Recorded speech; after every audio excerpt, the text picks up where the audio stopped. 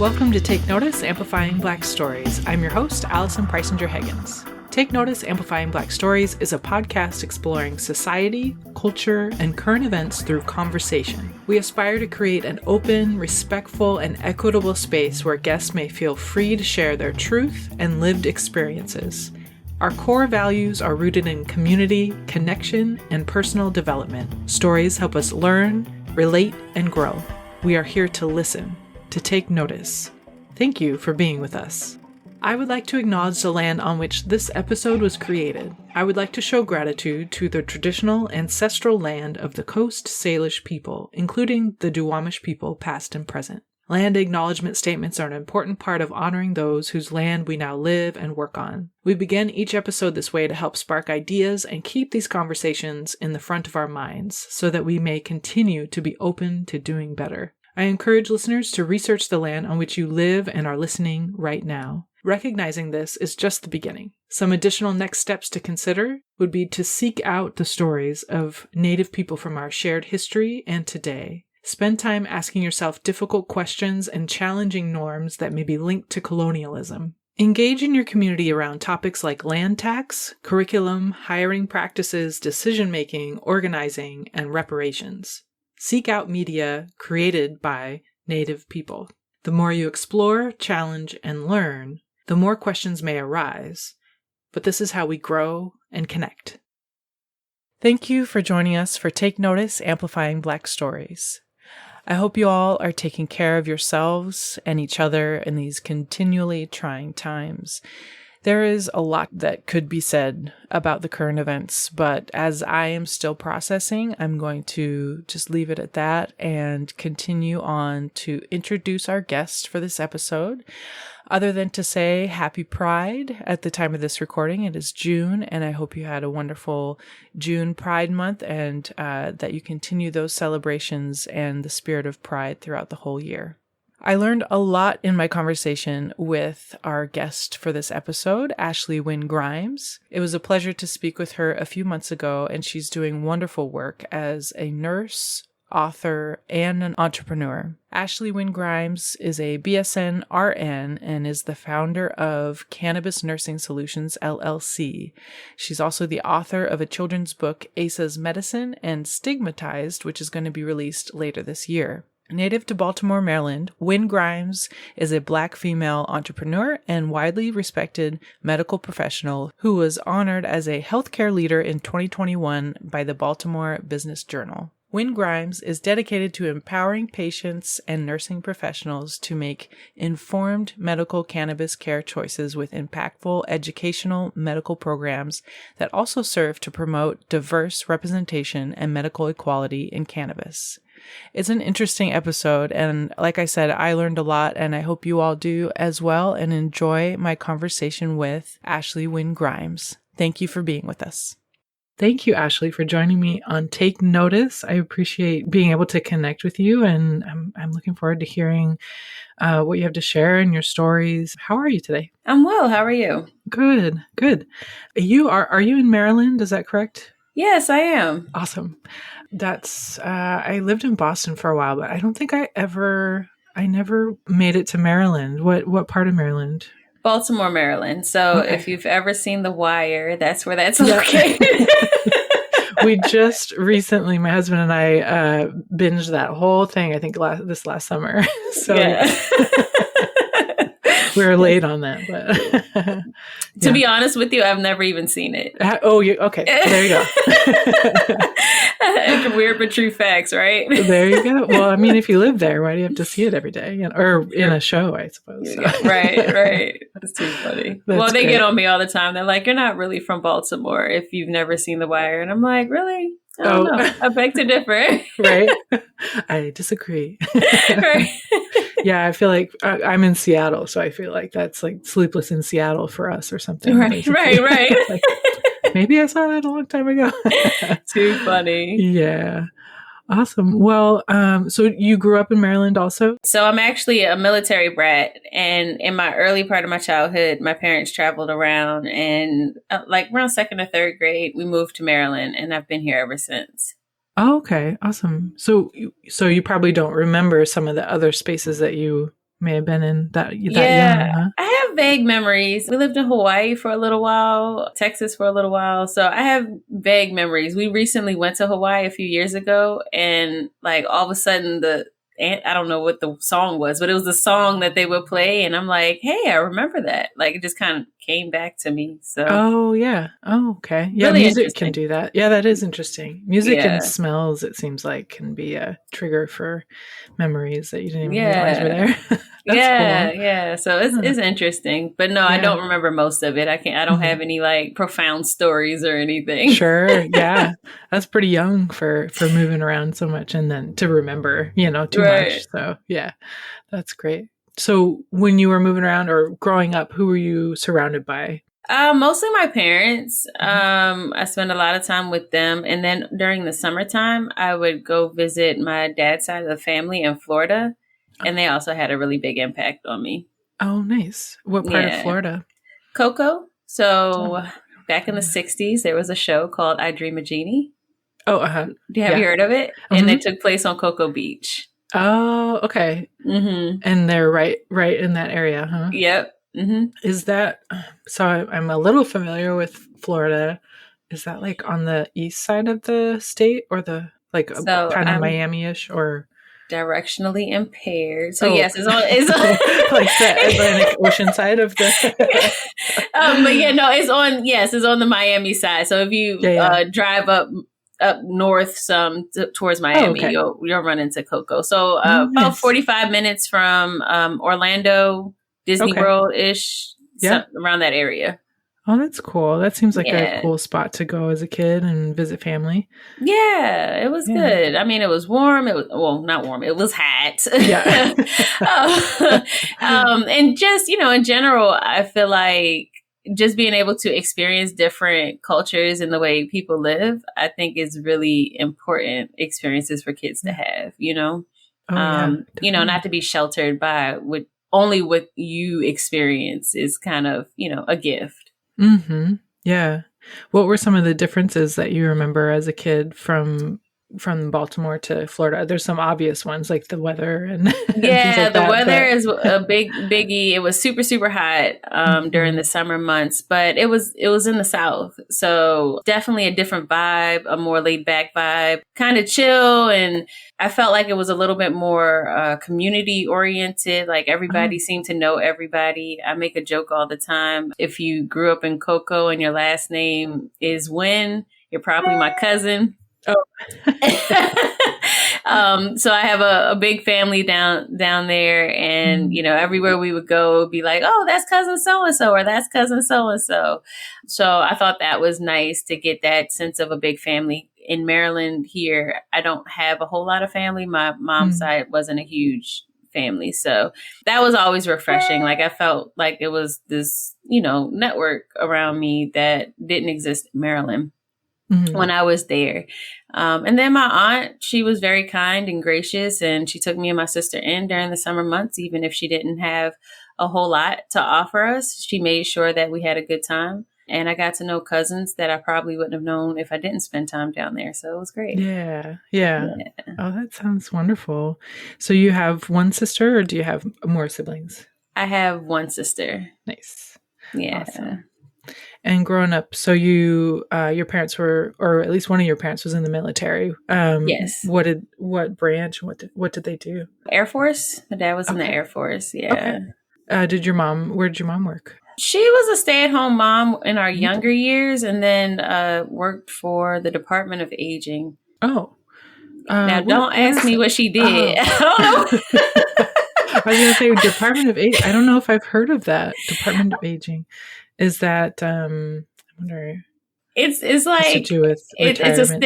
it's a state job. Yes, it has to do with retirement, and she facilitated some aspect of their retirement. I really Mhm. don't know. It's really Well, that sad. sounds good. That's all right. That's actually pretty common. It's funny when I ask a lot of folks what their parents did, they pause a moment. Like, well, Right. something about something. Right. Yeah, pretty much. That's how I Yep. remember it. Yeah, that's great. So you and your sister grew up together. Are you the oldest or? Yeah, I'm the oldest. I'm the Nice. oldest. Nice. Hmm. What is she up to now?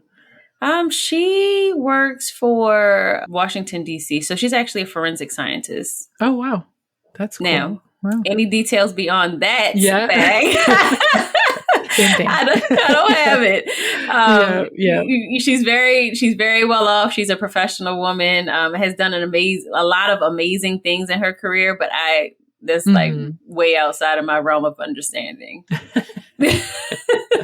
That's pretty great. That sounds like an exciting job for her. And she's in DC, right? Yeah. And DC isn't too far from Baltimore. Am I right about that, or is my geography off? No, you're right. So about 45 minutes or so to DC. Oh, that's not bad. Okay. Yeah. So very easily can drive, take the train or whatever to get to DC. Yeah. Oh, perfect. Nice. So you're not too far. That's great. And you are a nurse, is that correct? Or yes, ma'am. Yeah. So I would imagine you'd probably understand some of the forensic science that she does. Yeah, but nurse, she does something. She's like research based. So hers is not a clinical science. It's a more research avenue. So she looks at a lot of data and numbers and things like that. Oh, okay. And I'm not sure what that has to do with toxicology and urine, but it does. It connects.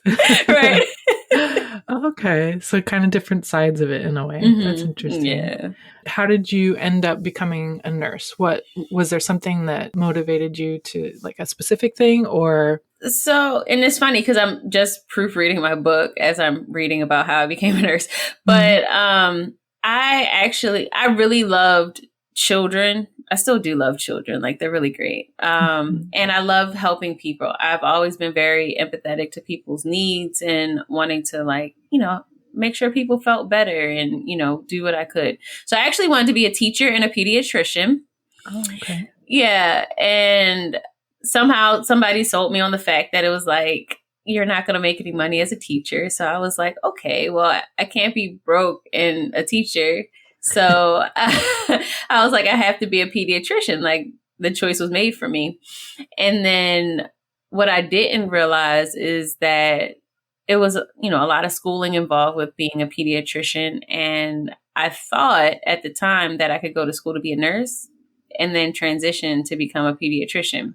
Oh, yeah. But it doesn't really work that way. Like that. Yeah. Right. So I started on my nursing degree. I really had no idea what a nurse did or what they were. I just was doing it because I thought that's what I needed to do. And that's how I ended up here today. Oh, wow. Yeah. And then you figured out, oh, well, it doesn't shift in that way that I wanted to. And yeah. Yeah. Huh. And, now looking back, I don't even know if I would want to be a doctor. So first of all, when I went through my pediatric rotation in nursing school, I cried a lot. The babies made me cry. I didn't like seeing them sick. I had to do an NG tube on a baby, a 9-month-old, and that was heartbreaking. So I wasn't even cut out to provide care to little people. So it's a good thing I'm not a pediatrician. Yeah, I can understand that. I think I was talking with somebody the other day about something similar. I was like, I couldn't. I just would be I would be a mess too long, just like all the time. Yeah. So some folks it's not for them. And so that's interesting. You kind of just naturally found your path without even trying, like pinpointing it necessarily. So that's really great. Nice. So then instead of being in the pediatrics, what did you end up doing in nursing? Old people. Oh, okay. Yeah. Geriatric population. So I did med surg. So generally the people we would see were older adults. The first chunk of time I spent as a nurse was on like stroke telemetry type units. So people who suffered from like a airflow to the brain, loss of functioning, rehab. Also, if you had gone the pediatric doctor path, you may not get to spend as much time with, from what I've gathered, nurses end up spending more time with patients. Is that correct? Yeah, we tend, yes, we do. Yeah. We're the ones who do a lot of the education, that therapeutic communication, handing out the medicine, assessing them, doing all those things that build the connection. So it's actually a better fit for me in a lot of ways. I really wanted to talk to patients. I really wanted to make a difference in people's lives. So, it worked out for the best. Yeah, that sounds like it. Yeah. Were you in a hospital setting or more like a clinic type setting? Hospital. Hospital, yeah. Yeah. So you've kind of made a transition from nursing into being an entrepreneur. How long were you in the nursing field before you made that switch? So I still consider myself a nurse today. I've been Okay, a nurse for 14 years. nice. I graduated from my undergraduate degree in 2008. I am really good at starting new things. So I had so many jobs working in hospitals, different types of settings. I ended up doing a transition to practice program, working with new graduate nurses, which kind of helped with that bug of wanting to teach people. Oh yeah. Hmm. Yeah. So basically infusing that nursing aspect and the teaching aspect and, watching nurses grow.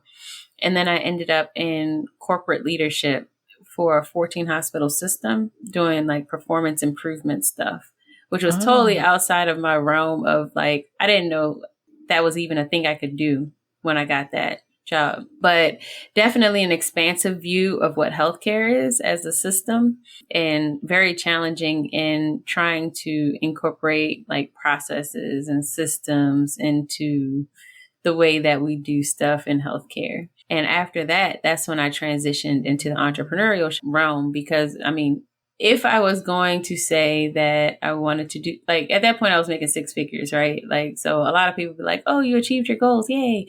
But for me, it's always about personal growth and expanding beyond where you are today.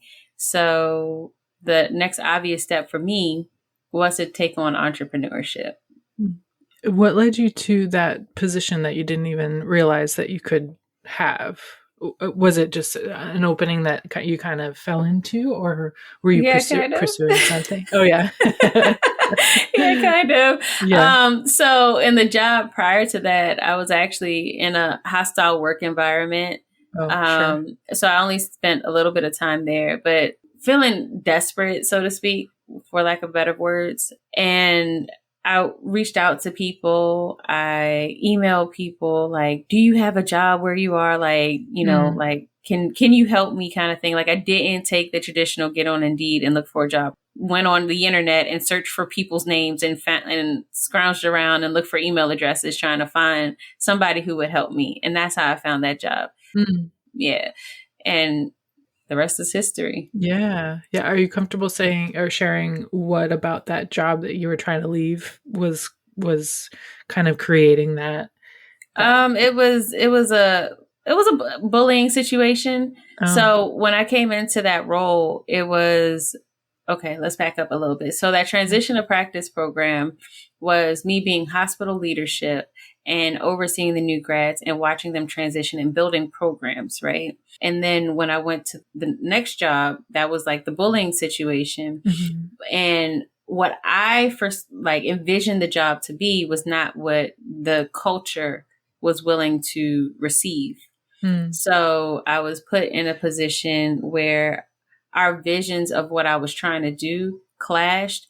And it was made to seem as though I wasn't performing. I was put in situations that I wasn't comfortable with clinically because Mm. at that point I'd already left the bedside for quite some time. And there are a lot of technical clinical skills that I wasn't comfortable with, but I was being asked to do those things and then being told that I wasn't competent to do my role because I wasn't able to perform the clinical skills, even though I came in Mm. from, the perspective of a leadership position. And so Yeah. yeah, so it just didn't work out. It just wasn't a good fit for me generally. And then just the culture on that particular unit just was very toxic. So I got out of there as soon as I could. And that's how I ended up in the corporate position. Yeah. Yeah. And then how long were you at that corporate position before you decided to transition to 2 years. entrepreneurship? 2 years. Nice. Mm-hmm.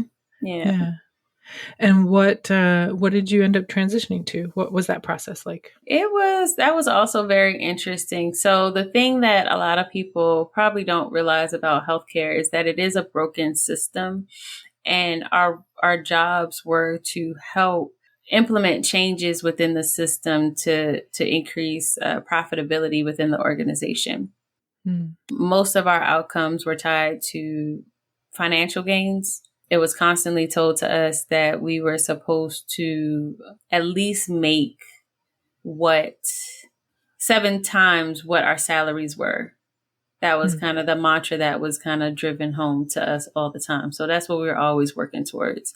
As a nurse, and there were very few of us in the area that I worked in, but as a nurse, that didn't set well with me. You know, like I said, when I came into being a nurse, I wanted to take care of people. So for me, the driving factor was always the people, how it impacted the patients, how it impacted the nurse who would be taking care of the patients. And I just didn't feel like it always aligned as well as I'd imagined. So there was a lot of resistance in the way that we dealt with stuff. And then I ended up suffering from just I guess I'll call it a personal disconnect. So I was having trouble sleeping. I couldn't sleep anymore, bouts of depression, things like that.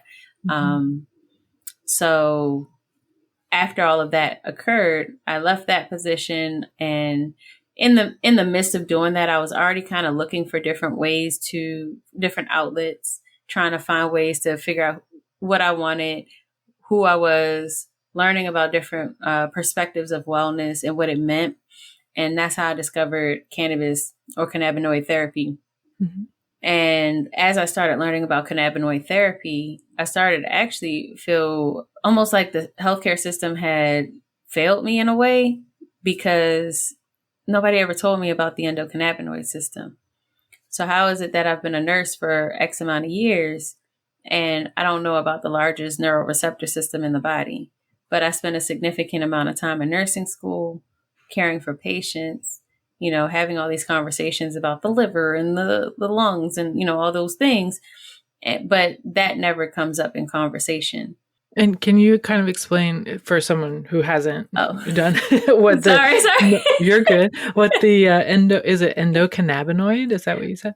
Yeah, it's called the endocannabinoid system. So it's a neuroreceptor system in our body. And what that means is that there are molecules that can bind to the receptors within the system. The molecules that live in our body naturally are called endocannabinoids. The cannabis plant makes phytocannabinoids that actually mimic the endocannabinoids, and they also bind to those receptors in our body. So that being said, the endocannabinoid system is overlooked, and a lot of people is unbalanced. And besides the cannabis plant, there are ways that you can jumpstart or have an optimal endocannabinoid system. Interesting. So what would the effect be for folks that their endocannabinoid system is off? Just because my brain is slow. No, it's okay. It's okay. It's a lot of technical terms, and I actually teach a 5-hour course to nurses on this. Sure. So for me to explain it in 10 minutes, I'm sure it's not you. It's not you, I promise. Right. But so the endocannabinoid system, its purpose is to create what we call homeostasis. Okay. And homeostasis literally means to have balance. Okay. And when you have balance, that's when you achieve wellness. So anything on this earth that has been created was created understanding that everything has its own cause and effect. It is in this balanced state that allows it to function at the most optimal level. So the closest state to pure homeostasis in the human would be at birth. Right? Because as we grow and as we expose the human body to the world, we introduce things that shift it off balance. So food, lack of exercise, posture, all those things impact the way that the human body functions. So the homeostasis or the endocannabinoid system, it is intended to create that balance or reset that balance in the human body. Okay. you started learning about how that might connect with cannabis in some way. Is that right? Yeah, so Mm-hmm. the phytocannabinoids, or people are familiar with THC and CBD. Mm-hmm. Those are called phytocannabinoids. Those are the chemical molecules found in the cannabis plant that mimic the endocannabinoids that we naturally make. Okay. Right. Yeah. Yeah. Okay. Yeah. Interesting. Maybe you mentioned this already, but was there something that led you to starting to learn about this? Because I know you said that you hadn't started learning or you hadn't talked about it so much in nursing school. So, Mhm. Really, it started, I just ended up, because I was struggling so much with just my interpersonal connectedness, mm, like I felt disconnected from work. I wasn't really, I didn't feel like I was in place. So I started just exploring holistic options, trying to achieve wellness for myself. mm, So yoga, for example, was a huge part of that transition. And the more that you kind of dive in and learn about different ways, like the chakras and different ways that you can achieve and find balance and evolve as a human, you run into these topics, and cannabis came up, and I'm like, whoa, what's going on here? mm-hmm. Yeah, that's interesting. Yeah, I personally have been on and off with yoga and notice every time that I'm like, why am I not doing this? Because every time you feel so much better. So Yeah. that's just a little tip of the iceberg, I imagine, of all the Hmm. different things that you can do. That's interesting. And so that led you from kind of feeling off balance with your work because that does seem like a conflict of interest to being a nurse, but also working to make just your focus is supposed to be making money for the system and all Hmm. these things instead of helping people. So I can see how that would shift you or cause a shift in a different direction and then finding these other options of things. Where did it go from there? Well, I started Cannabis Nursing Solutions, Hmm. and I can still see that I'm at the beginning phases of what Cannabis Nursing Solutions is. Hmm. But in the very, very beginning, in its infancy, I just was teaching a training course. I would put flyers on people's cars and get chased off of parking lots to let them know that I had this training course available to them. Hmm. And it's literally, me providing them with the information that they need to implement cannabis into their practice, understand cannabinoid therapy for their patients, and to just get a different perspective of what wellness is. So that way they can communicate on a more holistic front for their patients, optimizing patient care and all those kind of things. Hmm. And also really empowering nurses. We're in a post-COVID society. Hospitals have been inundated, overrun, they're overburdened, ratios are crazy, and a lot of nurses are experiencing a lot of burnout. So it's just an alternative way where they can approach their patients in the way that they feel sound and feel good about, where they know that they're making the impact that they want to make. Hmm. So where it goes, I'm not sure, but my mission is to shift healthcare perspectives altogether. And how that comes into fruition, I'm open to whatever comes my way. Hmm. Yeah. How long has it been since you started your company? 3 years. Okay. So yeah, still in its beginnings for sure. That's Yeah, not too much yeah. time at all. Yeah. Oh, that sounds really great. That sounds really interesting too. Another option for wellness and people to and nurses to have other options for use, I imagine is invaluable for their patients and for them to be able to Hmm. connect. And are you still in a clinic somewhere doing nursing, or is this your sole focus at the moment? Yes, this is my full-time focus. Okay. Yeah. What kind of changes in the short amount of time, the 3 years that you've been doing this, what kind of changes have you noticed that nurses have seen with their patients or feedback that you've gotten from folks? I'm curious what impact it's had so far. So every nurse is different. So I do most of my communication with the nurses with the expectation that they'll expand my voice, Hmm. go off and talk to their patients. Okay. A lot of times when patients seek me out, they tend to be in one of two places. They're really, really energized and feel like they have an opportunity and they're excited. or they feel disempowered and they felt like this was a last option or, something that they could just do in the immediate. Either way, when they come to me, a lot of times the nurses definitely need to be kind of coaxed out of the current mindset, because the way that we approach cannabis medicine is really different than how we approach most Western medicine currently. And the biggest piece of it is that you don't have control over what the patient does. It's a patient-driven medication. They get to choose how they're going to guide themselves on their journey. And our role in that is to just be alongside and be a support network to coach them through, give them evidence-based information so that way they can make the best decisions for themselves. So ultimately, really, it's the mindset shift that I've seen happen over the course of the past few years for a lot of these nurses, realizing that they can take control over the care that they offer patients and, to feel empowered to do something outside of what the healthcare system requires them to do currently.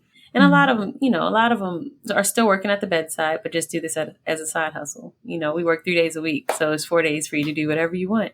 Oh, okay. Nice. And then they would kind of refer patients to you and what your business, is that correct? Or you kind of work together with the nurses? I work with the nurses to work with the patients. Oh, okay. I see. Okay. Yeah. Gotcha. So I did for a while do like word of mouth, individual patient consultations, but you may know this, like as you're working your business and you start kind of diverting your attention in multiple directions, it's like not as effective. Yeah. So it gets a little crazy. Yeah. Yeah, it does. And so I've slowly just kind of taken things away. Like I'm not doing this, I'm not doing this, I'm not doing this. And I will focus on them. Nice. Yeah, that makes a lot of sense. So as part of the education for the nurses and then for the patients, does it have to do with the type of either THC or CBD that they should go towards for whatever it is that they're going through or trying to get help with? Or is that a part of the education? Or it's a layered approach. So all the choices. So there's the cannabinoids that plays a part in how it affects the body. So that's the THC and the CBD.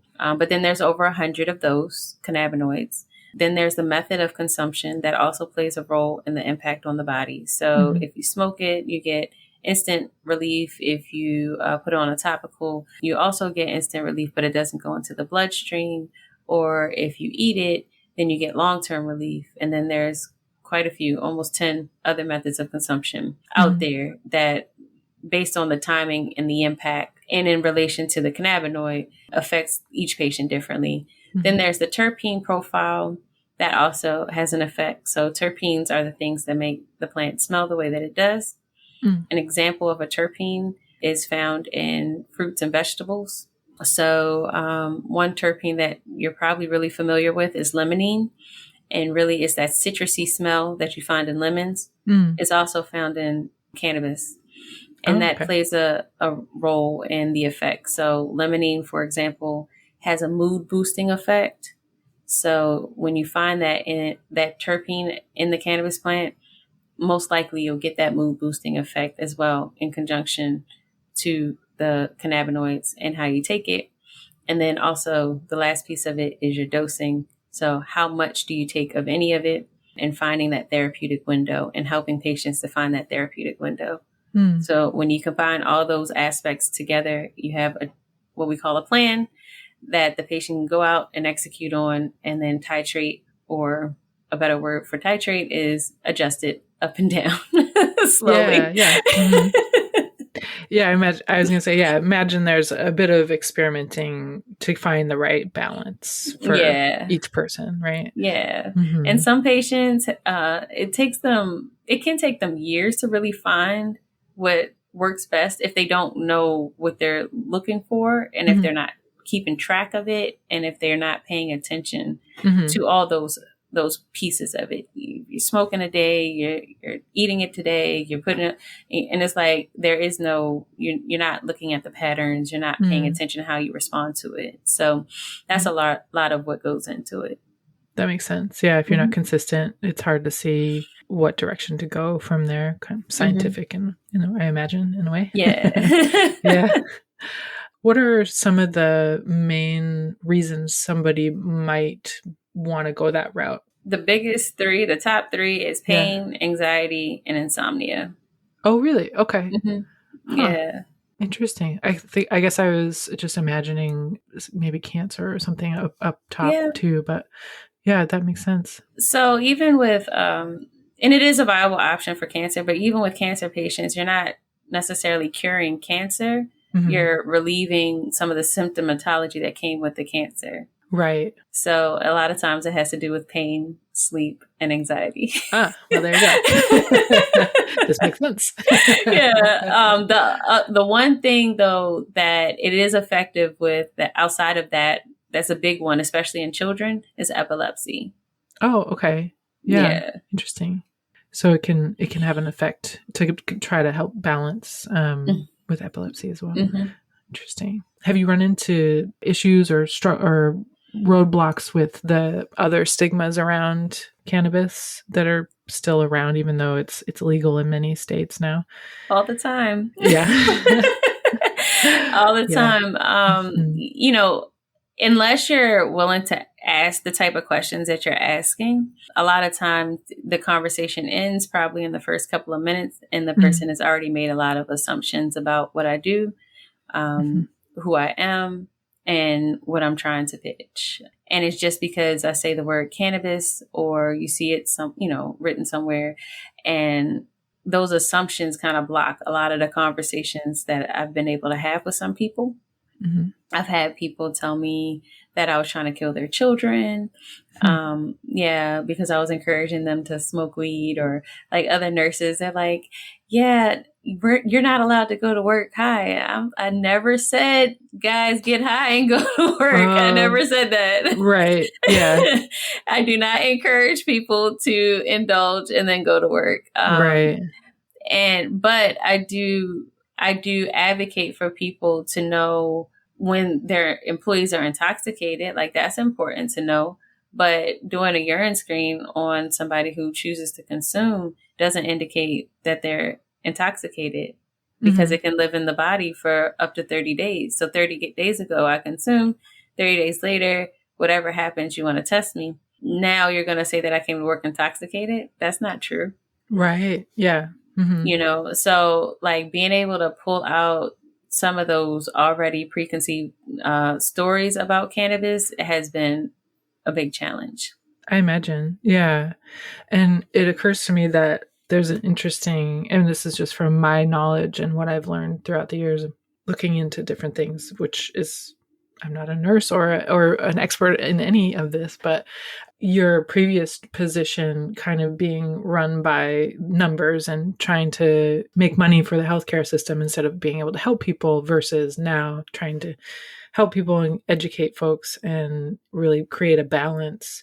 It seems like the more that I learn about this type of thing, the more that is the issue. Like, that is the thing that's off, is a lot of our systems and things. It's all about money. Mm-hmm. And we have these tools and these gifts that we're able to use if we could just forget about the money part for a moment and look at what makes actual sense for wellness or for well-being in our communities and together. I mean, even down to, as far as I understand it, it's much less expensive to do so many things with hemp than it is with what we're doing with, all the gas and paper and all these things. Mm-hmm. That the only thing that's not making that switch is money, it seems, is, if we boil it down to simplify it in a way. So it's interesting that transition in your world, in your career, that's kind of mirroring that in a way too. Yeah. So, yeah, it is. And it's almost surreal to be witnessing it. Because you're right. Like, like I said, when I got to that position, it was like, yay, you did the thing that you've always been prepped to do, from a young girl.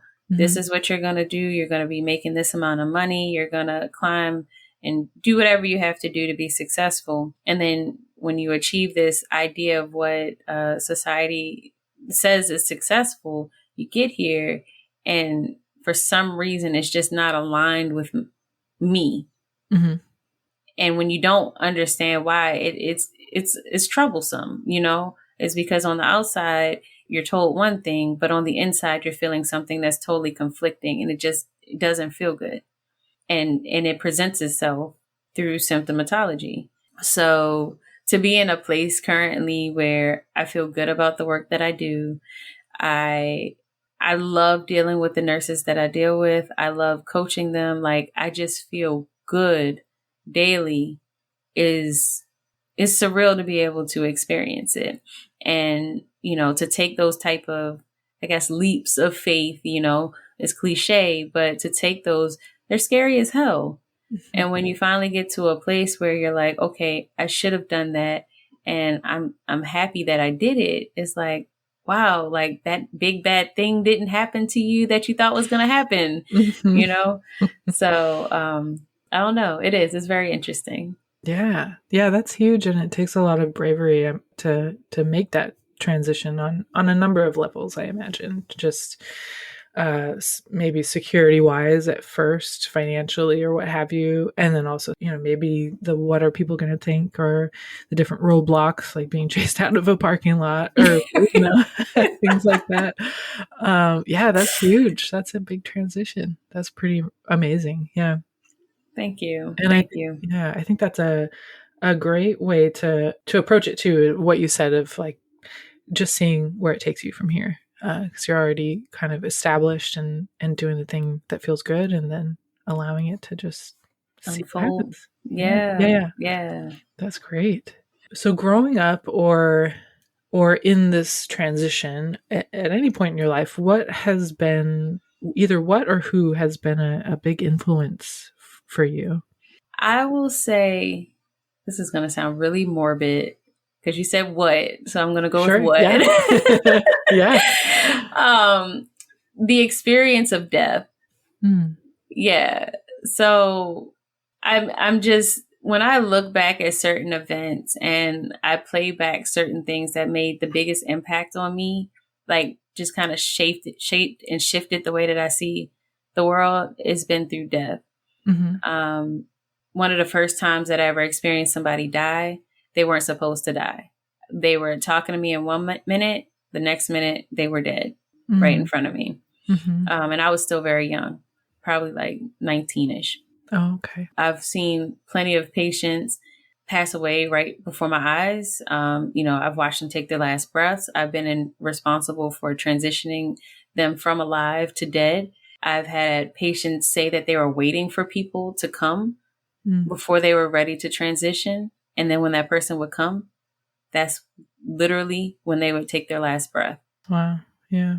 So it sounds kind of sad that is my answer, but it is, because I feel like it's a gift to be in the presence of people as they transition from their physical bodies. I think that it's actually a blessing to be able to contribute to somebody during that time, to be the person who washed down bodies shortly after they've passed away, to take them to the morgue, for me to be the last person that they've seen at their bedside, to hold their hands. So yeah, that's what shaped me the most. Yeah, thanks for sharing that. Yeah. Yeah, I don't know that it's, I mean, I can see how some people might think maybe it's morbid, but I don't know that it is. It's a part of life, and to have the gift of being a nurse and having that knowledge and being able to be there for people, that makes a lot of sense. Yeah, I can imagine. I have some nurses in my family, and potential nurses in my family as well. they're in school for it. Oh, nice. So, but lots of nurses. My grandma was one, and there's just something about nurses, you know. Yeah. They're very special people. So yeah, I'm getting teary now. Stop it. Oh, no, I'm sorry. No, you're good. That was that. You know, I appreciate your answer. And yeah, I guess to follow up on that, how has that, do you have a connection from that influence to the work you're doing now? I think it's just the extreme gratitude that I have regularly is just how I move now. You know what I mean? Like, I think for a while I took all of that for granted. I feel like I allowed it to feel hurtful, but every day I wake up, and my husband probably thinks I'm a nut, but I'm like, I feel like I have to accomplish this thing, and it has to be big, because there's no way that I'm living on this earth in this physical presence and haven't had to experience some of the turmoil that I've seen patients experience without me doing something amazing. So it just, to me, it just equates to gratitude. Mm-hmm. And that's how I move. And that's the reason why I feel like I need to get up every day. That's the reason why, I move with purpose. That's the reason why when I'm talking to people, I know that I have impact, because I know I'm moving with gratitude. Mm-hmm. That's beautiful. Yeah, that's wonderful. You mentioned your husband. What does he do? He is an ex-diesel mechanic. He's now what is it called? A painter. I'll call him a painter. A contractor. He's oh yeah. He's a contractor. I'm like, wait, what does he do? He's a contractor. Yeah. So working on people's houses. So very, very hands-on kind of guy. Yeah. So all of this like spiritual, emotional crap, he's like, yeah, okay, girl. There's that balance again, though. Yeah. Oh, great. Yeah, I imagine that's pretty lucrative right now, too. Or I don't know, if out here anyway, construction and everything is just booming. So yeah. It's the same, but that's awesome. It is. Yeah. Do you all have kids as well, or? We do. I have a 7-year-old and almost 12-year-old. Oh, nice. Very cool. Awesome. So what do you have kind of on the horizon, or is there anything that you'd like to highlight, places you'd like people to check out, your website or anything like that? Yeah. So I am on Instagram. You can follow me at Cannabis Nursing Solutions, but I am currently in the process of writing my book. It's actually called Stigmatized. So it actually goes through some of the stories and the experiences that I've had, some of the wisdom, we touched upon it today. Mm-hmm. There's a whole chapter in there about death. That's why I'm okay. I'm really sick. But it's a whole chapter. I go through those words of wisdom, those things that I've learned. I pulled it all together to who I am today, why I know what I know now. And so hopefully it'll be released soon. But my website is www.cannabisnursingsolutionsllc.com, or you can go to stigmatizedthebook.com. Perfect. Okay, great. You have another book as well, right? I think I saw that you had do you have a kid's book as well? I do. It's called ACEs Medicine. We didn't talk about that. So in my advocacy work, I actually help contribute to guidelines in Maryland. So here in Maryland, children are actually allowed to access their medicine on school grounds. So the school nurse can administer the kid with their medical cannabis and, be as normal as possible, right? Mm-hmm. But prior to the bill passing, they had to leave school. Their parents had to come pick them up, leave school, give them their medicine, then drive them back to school. So it was a huge disruption. Okay. Once the bill passed, I actually got to work on the work group to build out the guidelines for the school system. And it's well written. It's a very beautiful piece of work, but there was a social impact that wasn't being addressed, in my opinion. Like the kid has already gone through chronic pain or whatever it is that they're going through health-wise, and probably already feels alienated for whatever reason. And now this is another reason why they feel alienated. Or if they bring it up in school, does a teacher advocate for them? Does a school nurse advocate for them? Parents aren't really teaching children yet about cannabis from this perspective. We all have the drugs is bad mantra, but we're not talking about it in a more holistic point of view. So children can also can bully in a way because somebody might be different. So the book highlights all of those issues and explains in very simple terms about cannabis and normalizes it and just highlights the fact that everybody's different and, but we're all the same. Mm-hmm. That sounds really interesting and positive and good resource. So I look forward to checking that out. Yes. Wonderful. Is there anything that we missed? Anything else you'd like to share before we finish up? No, I don't think so. I think we covered most of it. Wonderful. Yeah. Awesome. Well, I have enjoyed hearing your story and am really grateful for you for being able to connect with me and being on Take Notice. And thanks for being here. I appreciate it. Of course. Thank you. Yeah. All the best in whatever unfolds next for your business. Yes. Thank you. I appreciate that.